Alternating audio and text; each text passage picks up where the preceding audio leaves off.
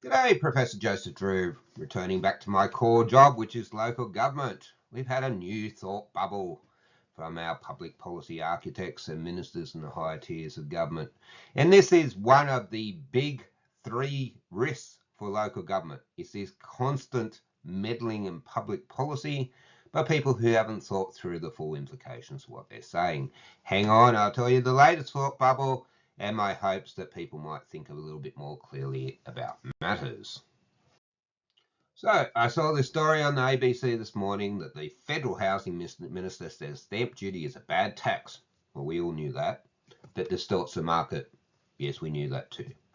What we probably don't know is that the Business Council and the Property Council are really pushing to get rid of stamp duty. Why are they pushing to get rid of stamp duty? Well, economics is principally a science of behaviours. People respond to incentives. If the Business Council and Property Council could get rid of stamp duty, they could capture some of that difference in the purchase price for themselves. They could increase the velocity of sales and hence increase their revenues and therefore increase their profits. So of course they're pushing ministers and lobbying heavily for ministers to get rid of the stamp duty. Now, it's not surprising the federal minister thinks this is a good idea because the federal minister, or the federal government through their policy, have exacerbated the housing shortfall in other policies. But this proposal to get rid of stamp duty causes problems for states, but most of all for local government. So it's a solution to a federal government problem, mostly inflicted by themselves, that involves paying for another tier of government, mostly local government. So of course she embraces it as well. Okay, so the proposal is to replace this stamp duty with a land tax. Of course, that's been tried elsewhere before in Australia and it didn't end well, but that would never stop a politician from doing anything. Now, the biggest problem with this is that it encroaches on local government's one and only tax base. And that, of course, is going to imperil local government sustainability. It's interesting, we've got lots of inquiries about local government sustainability, and then people put up thought bubbles like this, based largely on the lobbying, the strong lobbying. This is how most policy comes about, by lobbyists with self-interest of the Business Council and the Property Council. It's going to also visit additional burden on land-intensive businesses. Obviously, if you require lots of land to produce what you make, you're going to get to pay lots more tax if there's this ongoing land tax. Who are these people? They're the farmers. You know, the ones that produce the food that we eat? Sort of important. So that's a problem. And these are only a few of the many problems that I can see straight off the bat. It's going to cause more confusion. People are already confused about land valuations and how they're used to apportion rates and revaluations and different categories of lands and which category should pay what. It's a huge source of confusion. And you want to overlay on top of that a whole new land-based tax.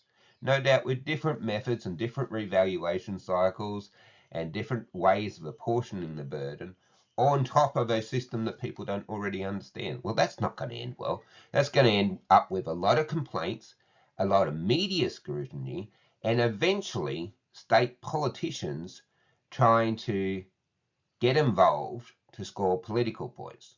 Now, who has the power with a land tax? The state government. They will have the power over their state government land tax, and they would have the power over the local government land tax by virtue of the Local Government Act in each state. Now, if there's lots of political pressure to reduce the burden of the land tax, who are they going to reduce? Are they going to reduce their part of the tax component, or are they going to reduce local governments? Of course, they're going to reduce local governments, so hence the threat to our financial sustainability. And it's going to cause more budget shock. The reason why we get so much whinges about rates is that the rates notices turn up every quarter and you've got to pay them out of your bank account. Unlike GST that just automatically pops up on the till when you go to the shop, unlike your payee tax, which comes out before you've ever even seen it, rates you have to pay out of your pocket. It causes a lot of budget shock. No doubt a land tax instead of a stamp duty is going to be the same sort of deal. And it's really, really ironic, given that in some states, we have the re-emerging thought bubble of capital improved value coming up. And at the same time, we've got a federal government, presumably, it seems like, talking about doing an unimproved land tax. So they're at odds with each other. Very, very confused people they seem to be. It's also double dipping. I've already paid stamp duty when I bought this place. And you want to then give me a land-based tax, annual or quarterly land-based tax as well? We've already paid the tax once. You don't get to do it a second time. Now, it's possible they could grandfather it and exclude people who have already paid stamp duty on their property. But if you did that, why would they then sell my property to buy a new one? Because in doing so, I would lose the benefit of not having a land tax and gain the burden of a future land tax forevermore. Now, remember, the whole idea of the Business Council and Property Council is they want people to be able to move around because it's more economically efficient, which I agree to. But if you're going to protect people from double dipping, they're not going to move at all. We saw a similar thing in America with the 30-year fixed rate loans. People weren't moving because if they did, they lost their 30-year fixed rate. They had to renegotiate at a higher rate, and people aren't going to incur additional costs. It just won't happen. It's also a risk for retirees. You pay your stamp duty. Typically, you buy your houses and properties and cars when you're still working and you've got an income, you pay out of your income.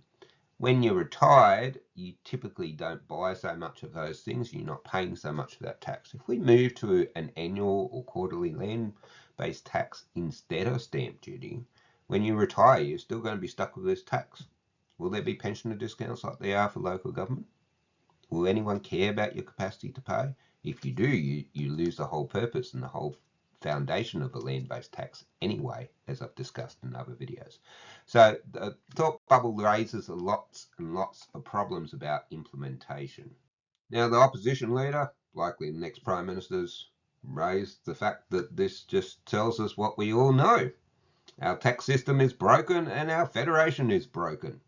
Constantly, federal government will enact policies that have problems for state government and local government.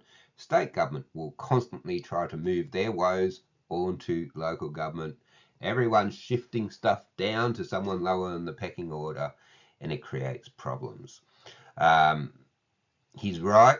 We do need to renegotiate responsibilities. We don't need to do as he says and make sure that every tier of government has sufficient taxation for their purposes, because if we did that, we would lose intergovernmental grant transfers, which are really, really important to ensure equity, interjurisdictional equity within the nation. So that would be a problem. He's also right in saying we need to have experts involved.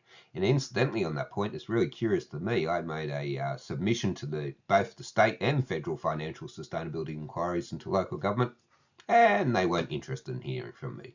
So I agree with Dutton. We do need to have appropriate expertise involved so we don't keep doing the same sorts of silly things that we keep doing over and over and over again. So on all those points, I agree with him. However, I do disagree with most of them. There's so many other options.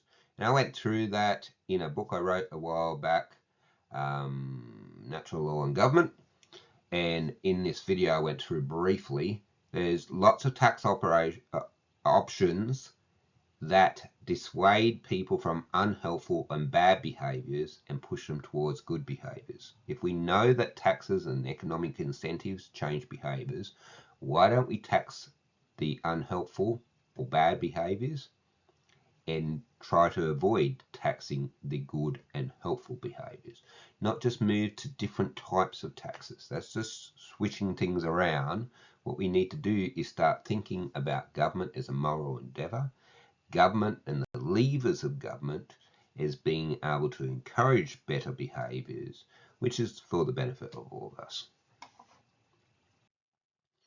Thank you very much for your time. I hope this has alerted more local government people about the problems, about one of the biggest risks posed to the financial sustainability of local government, which is this policy on the run, thought bubble interference by higher tiers of government. They just can't resist the opportunity to move their problems down to a lower tier. Unfortunately, local government's at the very lowest tier, so we cop everyone's problems. Look, Don't forget to subscribe. Don't forget to send the video to someone else and to like it and send me a nice message if you're so inclined. Thank you very much for your time. Goodbye.